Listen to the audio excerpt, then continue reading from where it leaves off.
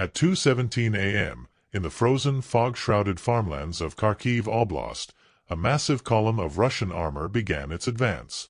60 T-80 and T-90 tanks, 30 armored personnel carriers, and nearly 1,000 elite troops, an entire armored division pushing west under the cover of darkness. Their mission was simple and brutal: break through the thinly held Ukrainian defenses and seize the critical Kharkiv highway before sunrise, cutting off the city from resupply. For Moscow, this was a routine show of overwhelming strength, fast, decisive, and final. But deep inside the fog-covered hills, a small reconnaissance and special operations unit of the Ukrainian 93rd Mechanized Brigade was waiting. They were not a brigade. They were not a company. They were just 16 soldiers, outnumbered more than 50 to 1. They were outgunned and running low on supplies.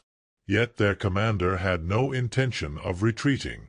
What the Russian generals didn't know was that Ukraine had prepared a trap designed not just to stop the convoy, but to erase it. On paper, the odds were impossible. The Russian armored division carried more firepower in its initial assault wave than the entire Ukrainian brigade had in its sector. Ukraine's defense relied on a handful of Javelin and Stugna-P anti-tank missiles, 2 reconnaissance drones, and a single HIMARS launcher positioned 30 kilometers behind the line.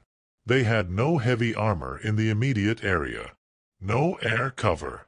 They had only 3 things: terrain, intelligence, and timing. The commander understood a basic law of modern warfare: you can't win by fighting their strength. You win by breaking their rhythm. So he ordered his 16 soldiers to stay silent, to become ghosts in the landscape, and wait. At 2:41 a.m., the ground began to tremble. Russian artillery opened fire, a massive grid bombardment designed to annihilate defensive zones before the tanks even arrived. Shells rained down across the treeline. Mud, smoke, and static filled the air. For 20 minutes, the Ukrainian line was silent, enduring the barrage. Then, through the haze, the sound changed, the deep, guttural rumble of engines, getting closer. The convoy had entered the valley. At 2:59 a.m., the commander gave a single quiet order over the encrypted channel: Trigger Alpha. The lead T-90 tank reached an old, unassuming concrete bridge and vanished in a blinding flash of fire. A series of remote detonated charges, planted days earlier, collapsed the structure beneath it, sending the multi-million-dollar tank crashing into the ravine below. Moments later, another explosion tore through the tail of the convoy, as a pre-placed minefield was remotely activated, crippling the last vehicles and sealing the entire column inside what the Ukrainians called the corridor of fire. This was no random ambush. The plan followed a modified NATO tactic known as delay and deny. The idea: isolate the column, turning their numbers from a strength into a trap. Cut off the command vehicles to create chaos. Strike with surgical precision, not indiscriminate volume. Disappear before any effective artillery response is possible. Using live drone surveillance, operators relayed the heat signatures of every vehicle to the HIMARS unit far in the rear.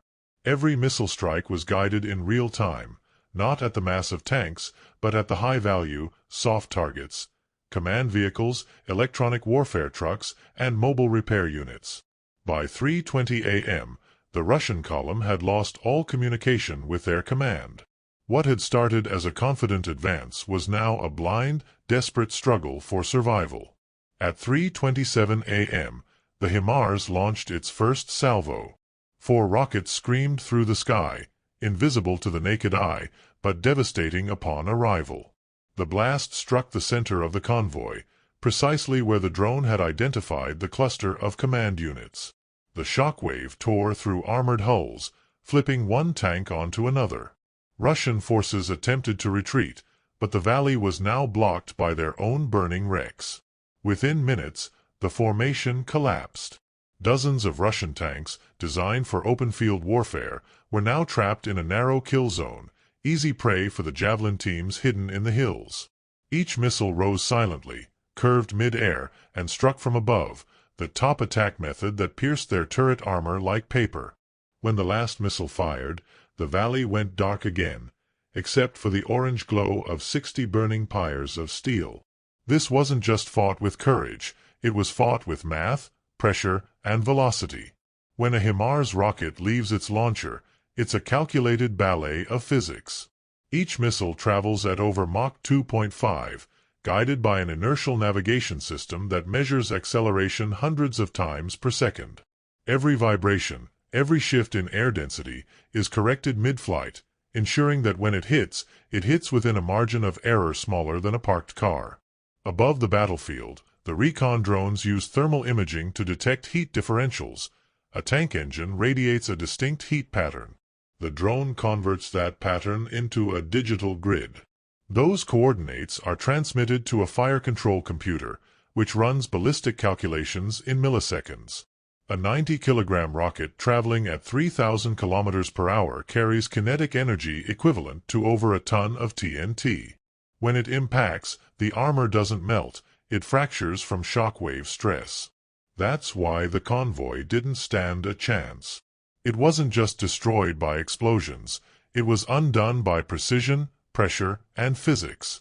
By sunrise, the smoke could be seen for miles. Out of 60 tanks, less than 10 managed to escape, most abandoned as their crews retreated on foot through the frozen mud. The Ukrainian 93rd Brigade held the line, but not without loss. 10 of the 16 soldiers never made it back.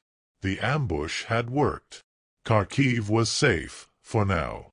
In total, the battle lasted less than 4 hours. It delayed the Russian advance by 2 full days, time enough for reinforcements to fortify Kharkiv's defenses. For Ukraine, it became more than a tactical success. It was a statement that precision, courage, and coordination could defeat even the strongest war machine. As one survivor later said, "We were not fighting tanks.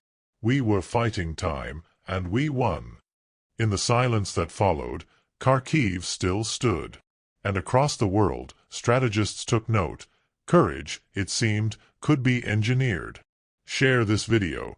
Let the world see how Ukraine's ingenuity is rewriting the rules of modern warfare. Drop a comment and tell us where you're watching from. Every view, every share, every word of support helps Ukraine's fight for freedom. Subscribe now for exclusive briefings and frontline insights. Ingenuity wins wars, and Ukraine keeps proving it.